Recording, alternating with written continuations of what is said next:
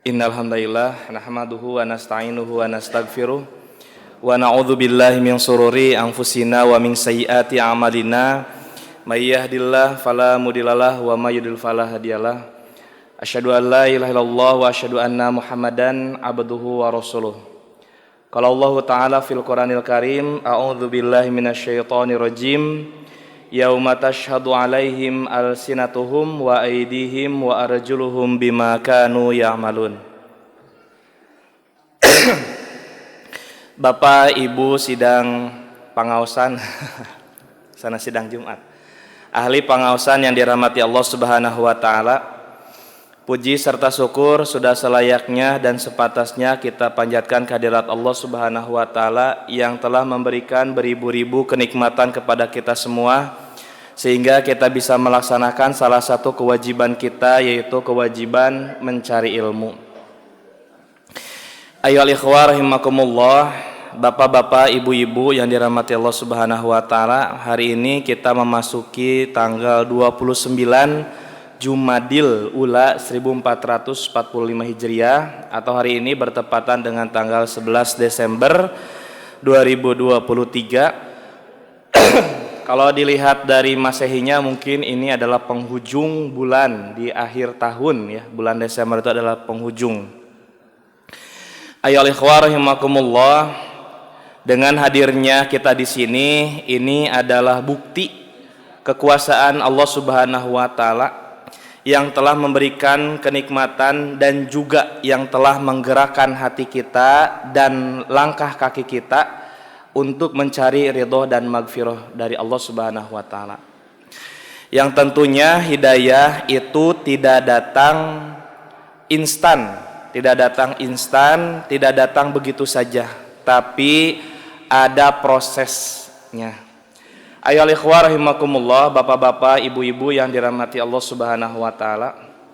Karena yang namanya hidayah itu adalah datangnya dari Allah Subhanahu wa taala. Allah berikan kepada hambanya yang Allah kasihi. Bapak-bapak, ibu-ibu yang dirahmati Allah Subhanahu wa taala, mohon maaf itu kertasnya saya ngeprintnya hanya sedikit, kirain buru-buru barusan, jadi ngeprintnya hanya sekitar ada 20-an, mohon maaf. Ini membahas tentang yang sebelumnya, jadi kita melanjutkan yang sebelumnya terkait tentang hari kiamat sebagai hari akhir yang penuh dahsyat. Bapak Ibu, di dalam Al-Quran istilah hari kiamat itu dan peristiwanya ada sekitar 12 nama dan peristiwanya. Apa saja? Sebenarnya banyak ya. Yang pertama, di nomor yang pertama itu adalah as-sa'ah. As-sa'ah. Apa itu as-sa'ah? As-sa'ah secara harfiah adalah waktu, jam. Dalam Quran surah Al-Hajj ayat 7, Allah Subhanahu wa taala berfirman, "Wa annas-sa'ah atiyatul la raiba fiha wa annallaha yab'atsu ma fil qubur." Wa annas-sa'ah, dan sesungguhnya as-sa'ah, hari kiamat, atiyatun, akan datang, la raiba fiha, tidak ada keraguan baginya.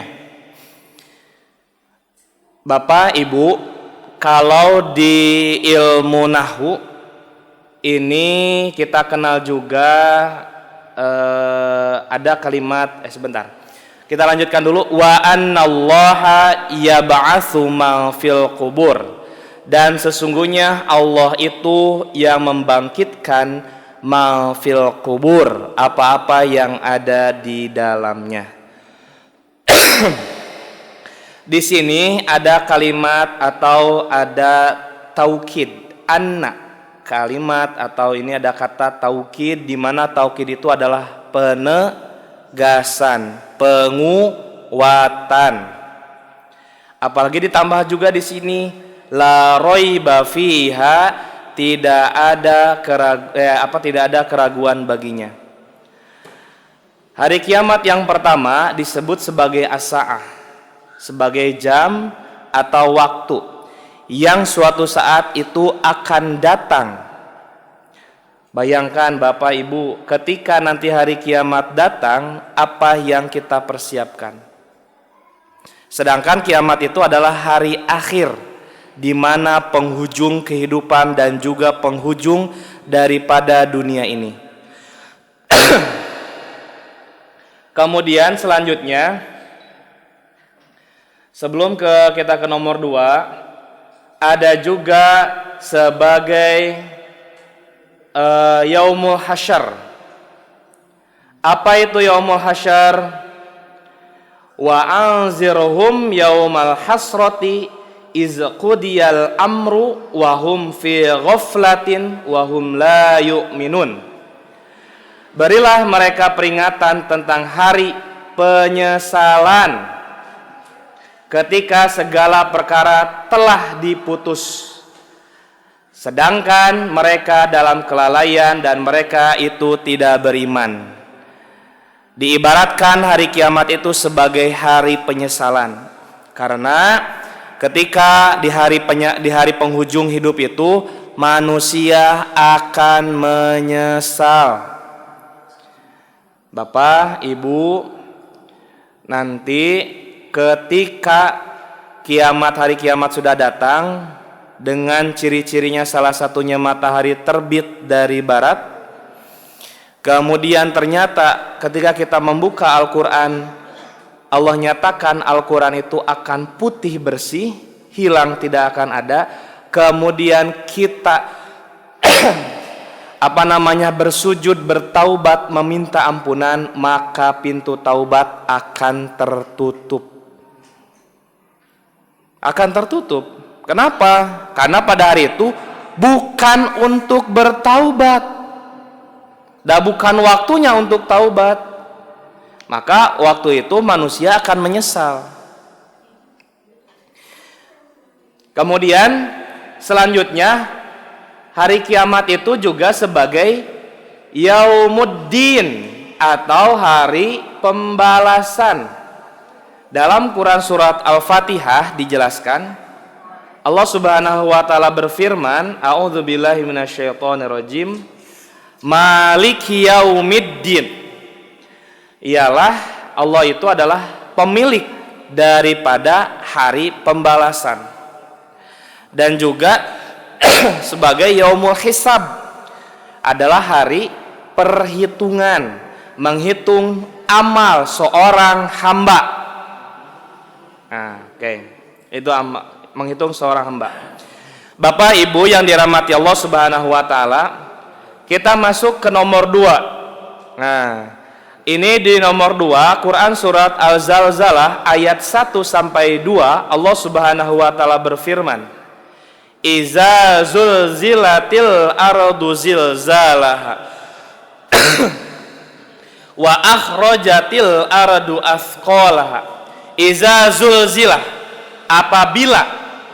apabila zulzilatil ardu zilzalaha, apabila bumi diguncangkan dengan guncangan yang sangat dahsyat. Apa yang terjadi? Manusia pada waktu itu panik. Kita saja ketika mendapatkan sebuah musibah, misalnya gempa, tsunami, apalagi Bapak Ibu, puting beliung, gempa, tsunami, lain sebagainya.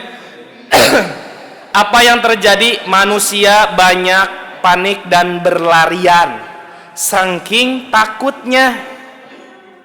Saking takutnya apa? Takutnya dia mati, karena dia merasa, dia tahu bahwasanya amalan yang dia miliki selama ini tidak cukup. Dan yang kedua, ada kemungkinan yang kedua, manusia memiliki hati yang masih cinta terhadap dunia. Gitu.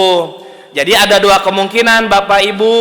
Ada orang ketika menghadapi sebuah musibah, bencana, seperti misalnya tadi gempa, tsunami, banjir, kemudian apalagi yang mengakibatkan ini, orang-orang pada berlarian, panik, pengen menyelamatkan diri.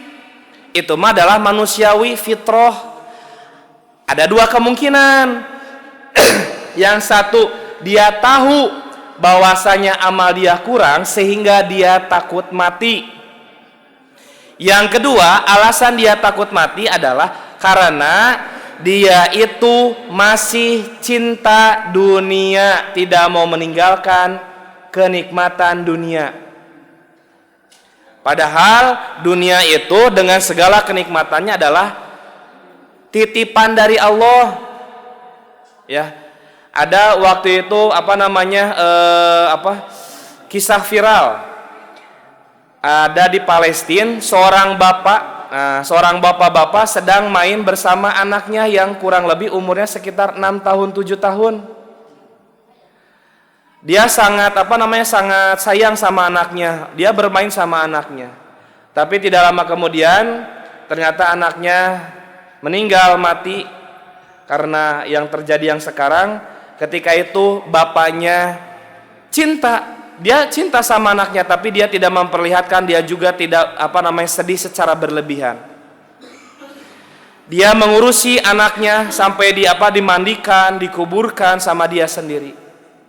Bayangkan orang yang dicintai tidak ada di depan mata, meninggalnya juga sangat tragis, dibom. Apakah dia tidak cinta? Dia tidak menguraikan air mata? Tidak, bukan demikian. Dia cinta, tapi dia tahu bahwasanya itu adalah titipan dari Allah. Makanya dia serahkan. Kalau kata Agimah, kepemilikan yang datang dari Allah Subhanahu wa taala itu bagaikan ilmu seorang tukang parkir. Cik tinggal di tukang parkir, mobil motorna loba gitunya, ngajelejer gitunya. Tapi nu manehna lain, daru masa da ieu mah lain nu manehna, ieu mah hanya sebatas titipan. Lamun dititipkeun berarti amanah kudu dijaga. Pas anu bogana datang langsung dibawa pulang, si tukang parkir nyerehaten teu? Henteu. Atau da dibere 2.000 gitu nya. Nya anjeunna teh emang teu non tidak merasa rugi karena ini hanya titipan dari Allah. Ini juga sama, mobil dan motor ini hanya titipan. Ya ada pemiliknya, ketika ada orang yang mengambil dia tidak marah. Kita juga sama, ketika sama Allah dititipkan harta, dititipkan anak, suatu ketika harta dan anak tersebut sama Allah dipanggil, diambil, maka tidak boleh kita tidak boleh kita seolah-olah tidak menerima atas ketetapan dari Allah Subhanahu wa taala. Selanjutnya, wa akhrajatil ardu asqalaha, dan bumi telah mengeluarkan beban-beban berat yang dikandungnya.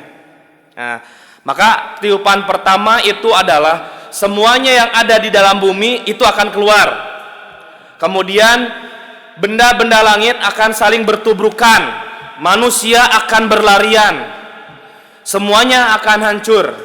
Dan tiupan yang kedua adalah dibangkitkan atau yaumul ba's, dibangkitkan semua manusia yang telah dikuburkan atau yang sudah mati. Kemudian dikumpulkan di padang mahsyar, namanya adalah yaumul mahsyar. Pada hari itu manusia akan dikumpulkan. Kemudian Rasulullah SAW berkata, manusia dikumpulkan di padang mahsyar dalam keadaan tidak memakai pakaian sehelai pun. Aisyah rewas, ya Rasulullah, kalau misalnya di padang mahsyar kita tidak menggunakan apa-apa, atuh malu, aurat, atau saya jadi malu juga melihat aurat orang lain. Si eta hidung, si eta kieu, si eta kitu, dan sebagainya. Kemudian Rasulullah SAW menjawab, Aisyah, jangankan memikirkan aurat diri sendiri dan aurat orang lain, mereka itu akan sibuk terhadap urusannya diri sendiri. Likulli mri'im minhum yauma izin sya'nu yugni. Pada hari itu manusia akan disibukkan dengan urusannya masing-masing. Jangankan memikirkan aurat orang lain, jangankan memikirkan aurat diri sendiri, dia akan memikirkan amalnya sendiri. Pada itu di yaumul mahsyar manusia akan mencari syafaat. Syafaat itu adalah pertolongan dari mana? Waktu itu pernah dijelaskan salah satunya syafaat itu an Jabir bin Abdullah radhiyallahu anhu qala Rasulullah sallallahu alaihi wasallam man qala hina yasma'un nida Allahumma rabba hadhihi da'wati tammah wassalatil qa'imah ati Muhammadanil wasilata wal fadilah wa ba'ashu maqaman mahmudanil ladzi wa'ata halat lahu syafa'ati yaumal qiyamah. Dari Jabir bin Abdullah, semoga Allah meridhoinya, barang siapa yang mendengarkan, menjawab dan membaca doa setelah mendengarkan azan Allahumma rabba hadhihi da'wati tamah sampai akhir halat lahu syafa'ati yaumal qiyamah, maka baginya dia mendapatkan syafaat di hari kiamat. Apa itu syafaat Bapak Ibu? Pertolongan. Bapak Ibu merasa yakin dengan amalan yang kita lakukan ini bisa masuk surga? Insyaallah. Ya hoyong-hoyong gitu nya. Salat na getol tapi bari jeung malaweung.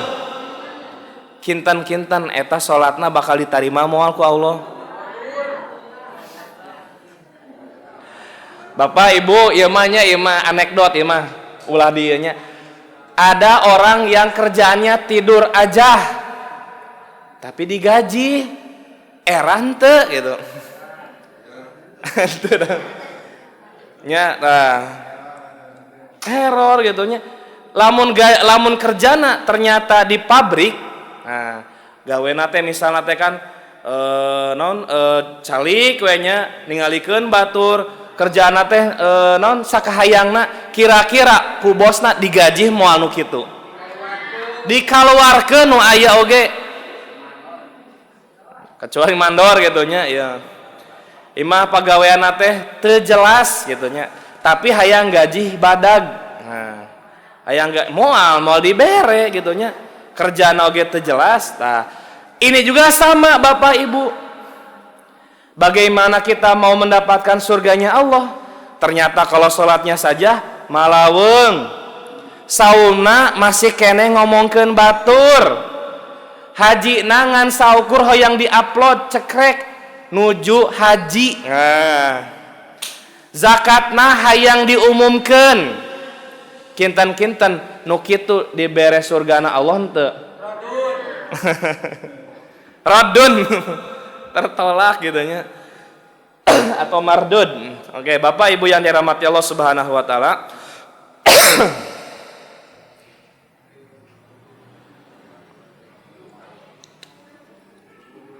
Nah, maka dari itu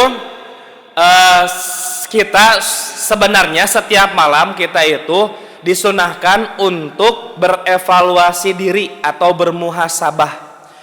Saat ini, hari ini kita sudah melakukan apa? Melakukan kebaikan atau melakukan yang mendapatkan orang lain menjadi sakit hati kah? Atau menjadi orang lain itu wasilah mendapatkan ilmu dan pahala bagi dirinya, atau sebaliknya? Jangan sampai hari ini kita telah melakukan hal-hal yang menjadikan orang lain itu sakit hati dengan lisan kita, orang lain menjadi tersinggung karena sikap kita, kemudian sholat kita malaweung, sholat kita tidak benar, apalagi sampai meninggalkan. Kira-kira kita berhak untuk mendapatkan surganya dari Allah? Tidak, tentu tidak gitu ya. Sebenarnya ada orang yang bisa masuk surga tanpa harus melakukan sholat. Ada yang demikian? Ada. Ketika itu ada yang baru masuk Islam, kemudian dia ikut berperang. Gimana? Mu'alaf, betul. Belum juga dia pernah melakukan sholat, ketika dia ikut berperang, akhirnya dia gugur, gitu ya, syahid. Syahid akhirnya dia dinyatakan sebagai penghuni surga tanpa dia pernah melakukan sholat. Artinya apa? Sebenarnya Bapak Ibu, kita bisa masuk surga itu bukan karena sholat dan ibadah kita dan amal soleh kita, tapi salah satunya adalah ridho dari Allah. Pernah waktu itu ada statement dari almarhum Ustadz Eka Permana Habibillah, Bapak Ibu pami bade pangaosan niatanana sane soyong menang ilmu, tapi yang menang naon atuh Ustad? Betul, pengen ridho dari Allah. Kenapa?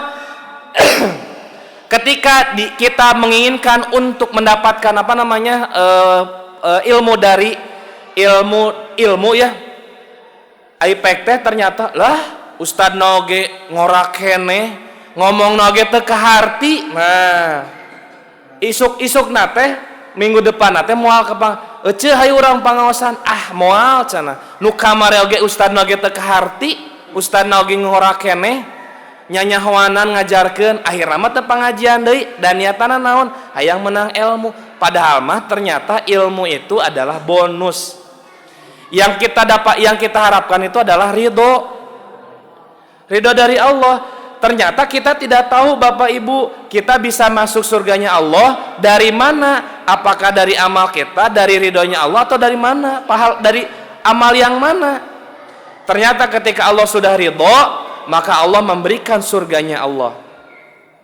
Bapak Ibu yang dirahmati Allah Subhanahu wa taala, nomor 3. Di sini dijelaskan dalam Quran surah Al-Qiyamah ayat 1.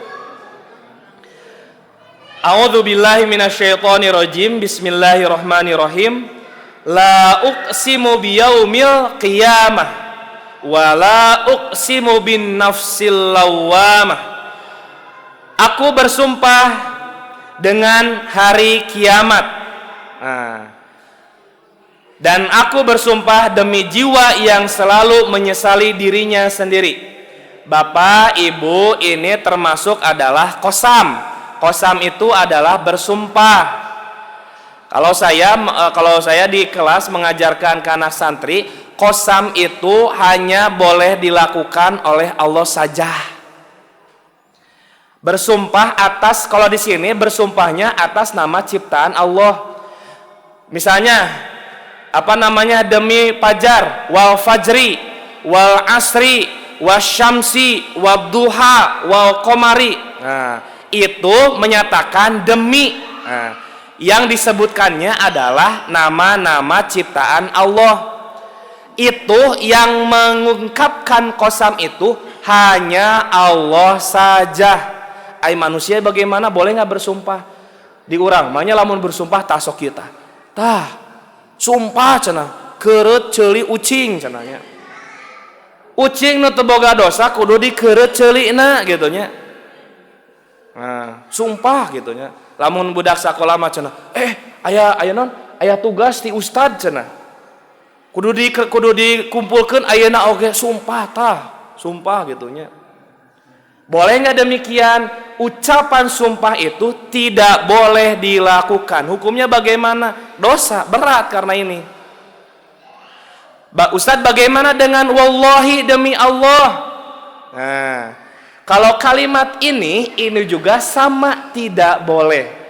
Akan tetapi ada perdebatan, boleh dilakukan ketika dalam keadaan terpaksa. Misalnya karena fitnah, kita difitnah mencuri.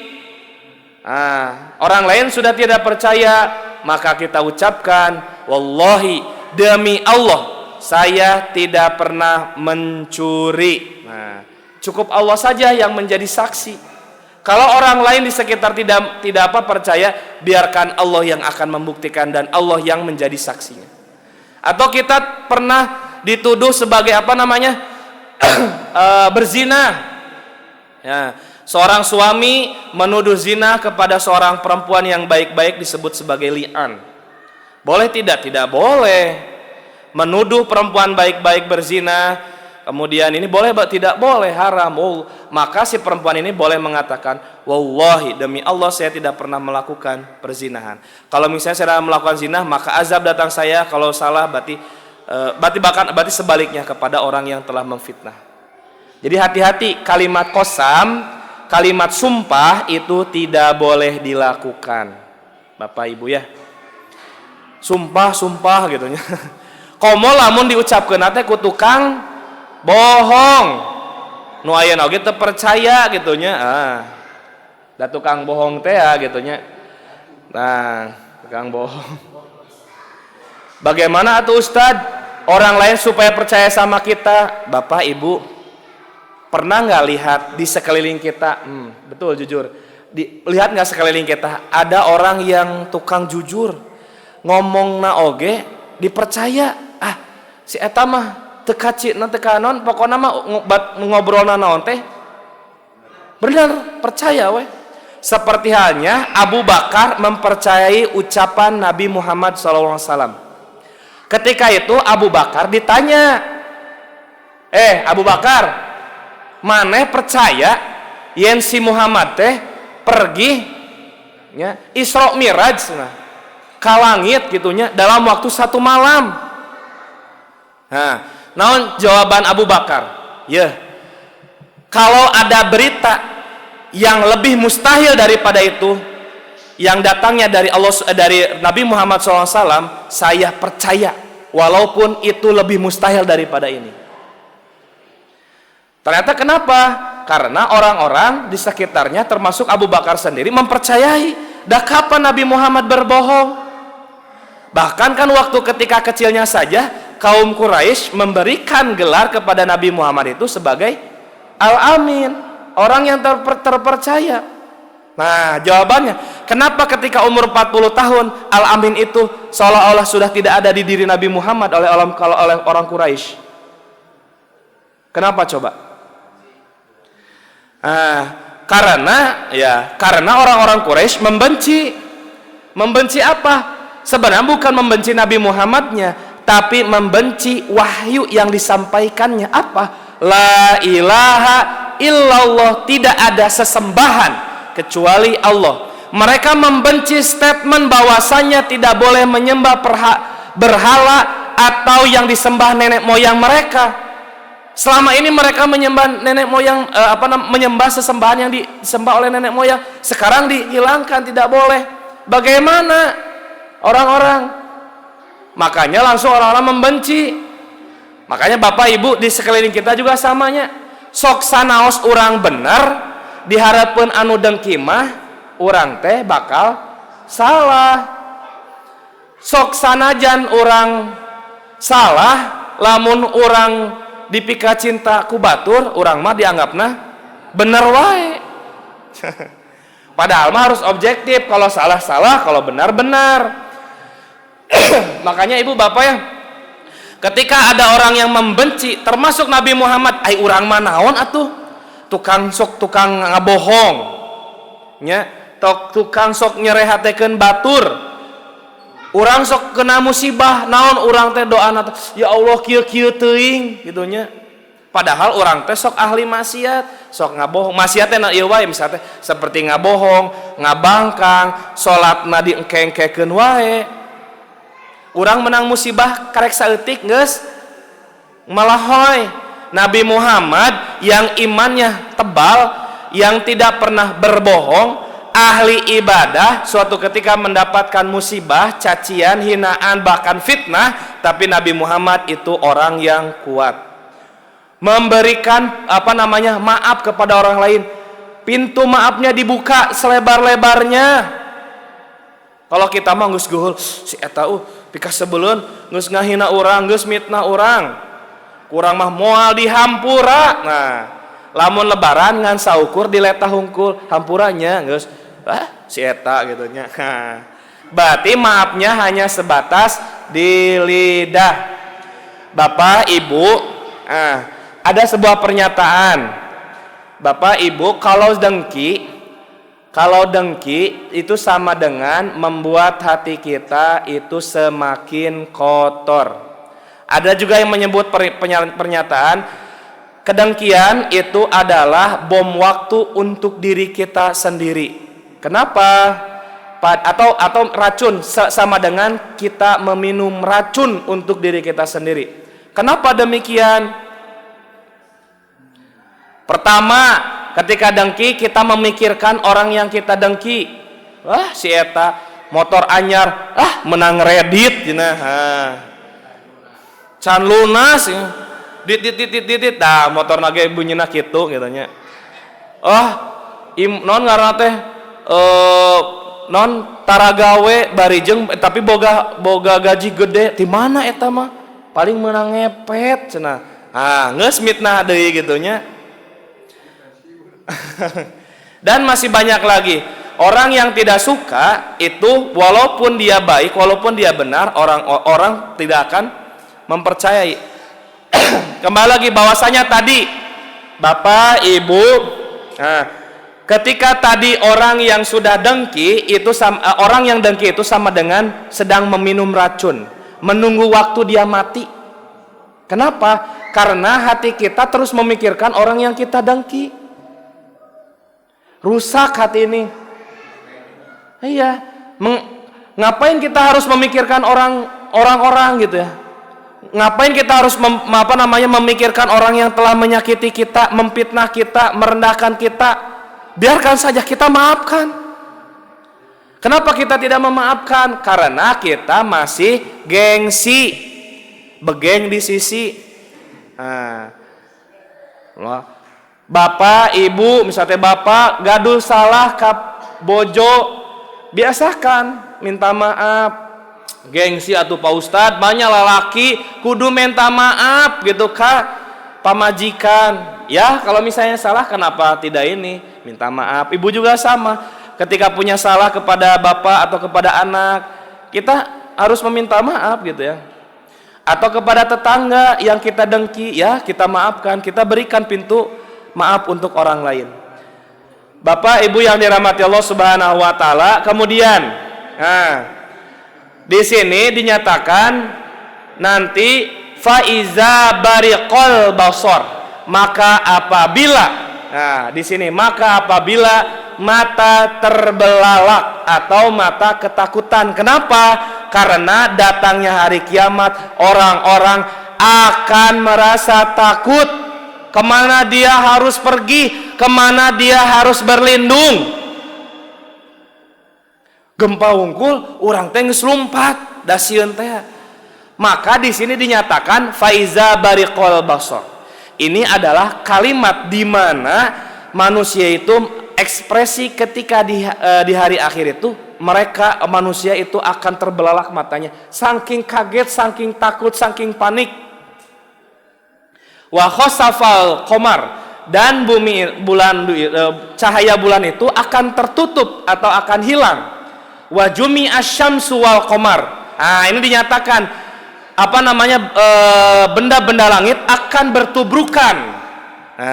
Bumi, bulan, matahari, planet-planet akan bertubrukan dan hancur. Gitu.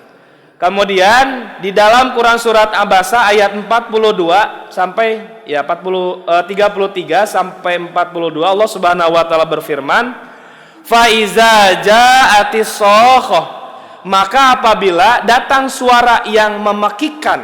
Apa suara yang memekikkan? Itu adalah tiupan sangkakala. Menghancurkan semua yang ada kemudian mengeluarkan semua yang ada di dalam bumi, kemudian benda-benda langit akan ditubrukan. Kemudian pada hari itu ketika terjadinya tiupan sangkakala atau tiupan yang memekikkan, yauma yafirrul mar'u min akhi, pada hari itu manusia akan berlarian dari saudaranya, lupa, tidak akan ingat, bukan tidak ingat, tapi dia lebih memprioritaskan untuk menyelamatkan dirinya sendiri. Bahkan waktu itu ada cerita, katanya ini mah di Cianjur ketika ada gempa. Wah, ada gempa, nyalametkeun tah, dicokot budakna teh, digiwing gitunya. Pas ieu na teh, pas geus eureun gitu, ditingali, ternyata lain alai anak, ternyata lain bantal, ternyata anak ucing gitunya kabawa gitunya. Budakna ka mana? Langsung lompat deui dibawa budakna. Kenapa? Saking panik gitu. Wa ummihi wa abi, dan dari ibu dan bapaknya, mereka akan berlian dari ibu dan bapaknya. Wa sahibatihi wa akhi, dari sahabat dan dari sahabat atau pasangannya, dan juga dari anak-anaknya mereka akan berlian. Kenapa? Sebagaimana tadi dijelaskan, likulli imri'in minhum yauma idzin sya'nu yughni. Pada hari itu mereka akan disibukkan dengan urusannya masing-masing. Mereka akan sibuk, amalan saya sudah sampai mana? Apakah saya bisa masuk surga atau tidak gitu ya. Wah, gitu, takut. Karena tadi manusia itu takut mati karena ada dua, karena dia tahu amalnya masih sedikit, yang kedua dia masih cinta dunia. Nah, gitu. Hayang kawin deui misalnya teh. Atau napi cinta terhadap jabatannya gitu nya. Kawin deui. Tah, pada hari itu ada juga nih ya, wujuhu yauma idzim musfirah. Pada hari itu ada wajah yang berseri-seri. Nah, kenapa berseri-seri? Karena amalnya, gitu ya.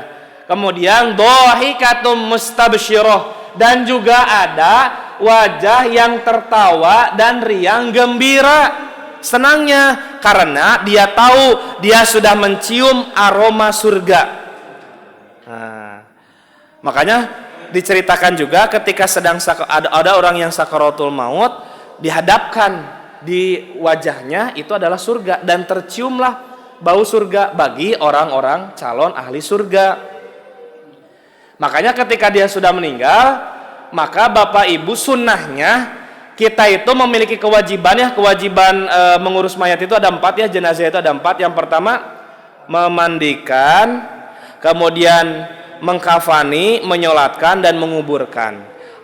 Ketika orang ahli surga itu, mereka itu sudah ingin buru-buru dikuburkan karena ingin langsung istirahat dan menemui Robnya, karena dia tahu dia sebagai calon ahli surga. Makanya disunahkan untuk segera dikuburkan. Tidak boleh berlama-lama, ngantosan keluarga ti anu boleh, tapi ngantosan keluarga ti anu, besoknya ngantosan keluarga ti anu, besoknya ngantosan keluarga ti anu. Oh, kaburu ieu nya. Kalau di agama tetangga ada gitu ya, sampai berhari-hari, bahkan ada yang sampai 3 hari. Bapak Ibu yang dirahmati Allah Subhanahu wa taala, dan juga ada lagi, ada orang yang wa wujuhu yauma idzin 'alaiha ghabarah. Dan pada hari itu juga ada wajah-wajah yang tertutup debu atau suram. Kenapa? Tarhaquha qataroh, dan juga tertutup oleh kegelapan atau ditimpa kehinaan dan kesusahan. Kehinaan gitu ya, karena ahli maksiat. Kemudian apalagi dia tidak pernah beribadah, jauh dari Allah, tidak pernah berzikir, lisannya jauh daripada lisannya atau zikrullah, kemudian lisannya suka menghina orang lain, lisannya suka bermaksiat kepada Allah, mulut dan lidah lain sebagainya, dan tangan kaki kita itu bermaksiat kepada Allah. Ulaika humul kafaratul fajaroh. Siapa mereka? Mereka itulah adalah orang-orang yang kafir dan juga yang durhaka.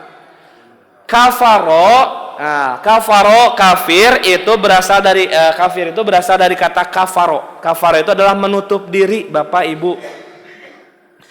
Menutup diri dari apa? Banyak. Bisa itu menutup diri dari nikmat Allah, bisa menutup diri daripada hidayah dari Allah. Ya. Dia sudah ditunjukkan bahwasanya agama yang hak, itu adalah Islam, tapi dia tidak mau masuk Islam, kafir. Itu. Ada juga orang yang tidak mensyukuri atas nikmat Allah, itu juga sama, kufur nikmat atau kafir, kufur nikmat gitu ya. Nah, bagaimana dengan demikian? Maka orang-orang yang tersebut, manusia itu nanti akan ditimbang, akan diperhitungkan amal solehnya dan amal salahnya, layak tidak masuk surga. Ketika dia layak, maka Allah berikan surganya. Bagi yang tidak, bagaimana? Tapi Ustadz katanya betul tidak? Seorang muslim, orang muslim, dia akan masuk surga walaupun dia memiliki iman sebiji zarah. Betul. Tapi dia harus merasakan atau dibersihkan dulu dari dosa-dosanya, dimasukkan ke dalam api neraka. Gitu. Bapak Ibu aya tamu ieu nya bobolokot, lumpuran. Urang teh geus bebersih ka ruang tamu teh ngajiripit gitunya. Oh bersih pokok namanya naon? Pokok nama harum. Korsina anyar keneh. Tehalna geus dipel. Aya tamuna teh loba kotor lumpur, ieu teh tamu atau naon gitunya. Atau di sawah ya teh. Kinten-kinten Bapak Ibu kumaha ieu? Piorang kacai heula, dibersihan heula, atuh non sadar diri we nya nu rek namu dalam keadaan bobolokot. Tita kacai heula jung. Naon supaya bersih? Bayangkan Bapak Ibu, di surga tempatnya bersih, layak tidak dimasukin oleh orang-orang maksiat?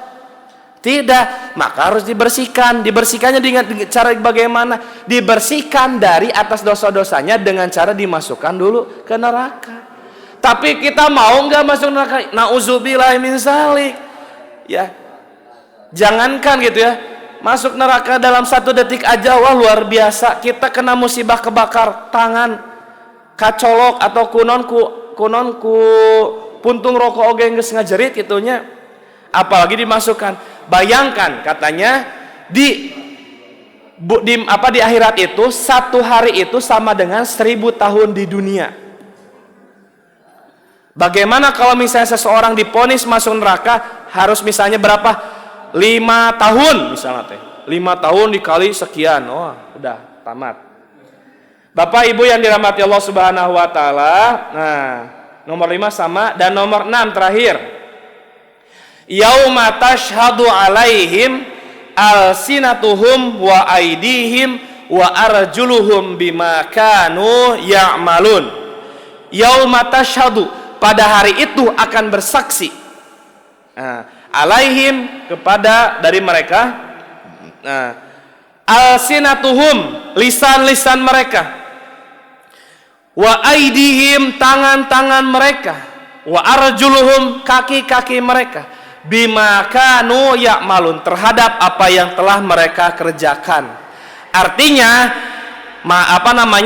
ketika Bapak Ibu di dunia, Bapak Ibu letah orang di dunia mah bisa berbohong keneh. Bisa bersilat lidah, tapi nanti di akhirat kelak lisan kita, tangan kita, kaki kita tidak akan bisa berbohong. Lisan kita di dunia bisa berbohong, tapi nanti di akhirat kita tidak bisa berbohong. Kenapa? Karena ini jelas dalam Quran surat An-Nur. Yauma tashhadu alaihim alsinatahum. Pada hari itu lisan kalian akan menjadi saksi, bersaksi. Ya Allah, ya lisan yang digunakan oleh pemilik ini ternyata lisannya senantiasa berzikrullah, zikir kepada Allah, senantiasa membaca Al-Quran, senantiasa berkata perkataan yang baik. Ya Allah, saya bersaksi orang ini orang soleh, masukkanlah ke surganya. Amin. Tapi bagaimana kalau sebaliknya? Ya Allah, jangan ya Allah, saya bersaksi selama di dunia saya sebagai lisan saya digunakan untuk berbohong, bermaksiat, tidak pernah zikir kepada Allah, suka ngehina, suka ngejek. Maka saya bersaksi terhadap sang pemilik lisan ini, masukkan dia kepada neraka. Nauzubillahi min dzalik. Ayoul ikhwah rahimakumullah, bapak-bapak, ibu-ibu yang dirahmati Allah Subhanahu wa taala. Nah, itu jadi ini adalah sebuah hari kiamat, itu adalah hari yang penuh dahsyat. Kenapa dahsyatnya? Karena hari itu manusia akan dipertanggungjawabkan amal solehnya. Hari itu ketika di hari kiamat ketika datang orang-orang akan panik berlarian karena dia takut akan kematian. Bapak, Ibu yang dirahmati Allah Subhanahu wa taala, semoga kita termasuk orang-orang yang senantiasa syukur terhadap nikmat Allah. Semoga kita dikumpulkan di surganya Allah. Semoga kita termasuk orang-orang yang tercatat sebagai orang-orang yang diridhoi dan senantiasa diberikan ridho dan magfirah dari Allah Subhanahu wa taala. Amin amin ya rabbal alamin. Mohon maaf atas segala kekurangan. Semoga apa yang disampaikan menjadi ilmu dan ilmu yang bermanfaat buat kita semua, terkhusus bagi saya sendiri yang telah menyampaikan. Mohon maaf atas segala kekurangan yang telah disampaikan. Ditutup dengan doa, Rabbana la tuzigh qulubana ba'da idh hadaitana wa hab lana min ladunka rahmah innaka antal wahhab. Rabbana atina fid dunya hasanah wa fil akhirati hasanah wa qina adzabannar.